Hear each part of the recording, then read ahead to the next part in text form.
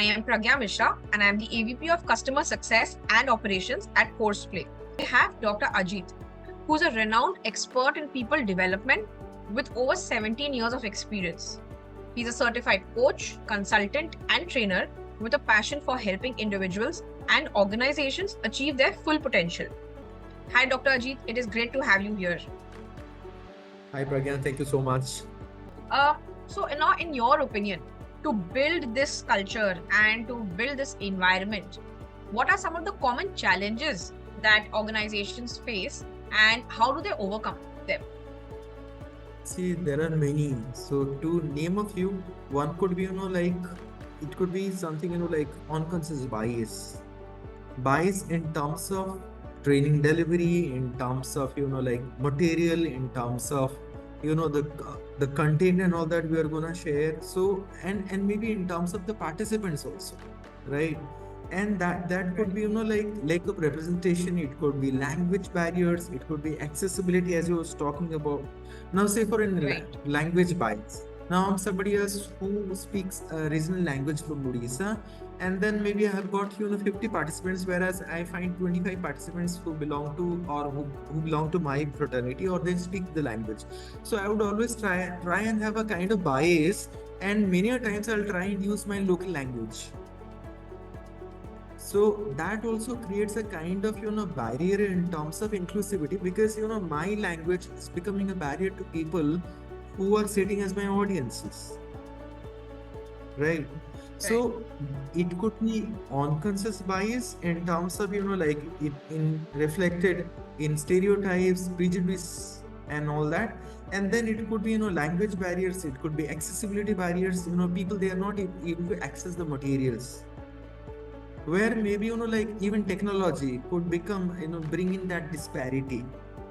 So these are few major challenges which we need to work on in terms of making learning and development initiative inclusive.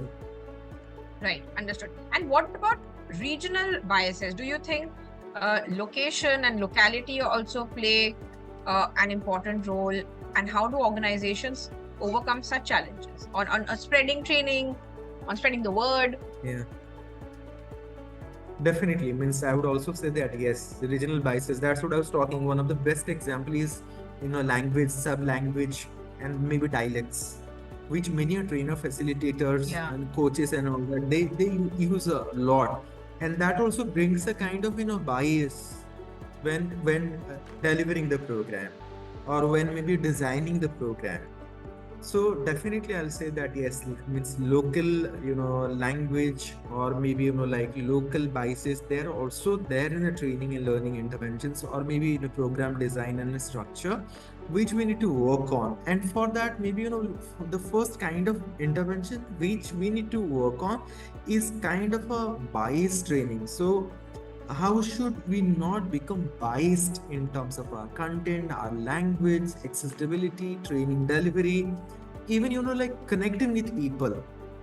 I would always prefer somebody else, means like I've got that bias, so I would always look for people whom I know or whom they, or maybe people who belong to my community, my language, my local field. So I would always try and connect with people who belong to Odisha and all that. Oh, you're from Odisha, so like then what about the other segment of people who are there in my learning and training intervention? They would also feel separated, or maybe they would also try and have a kind of feel that like there is a bias.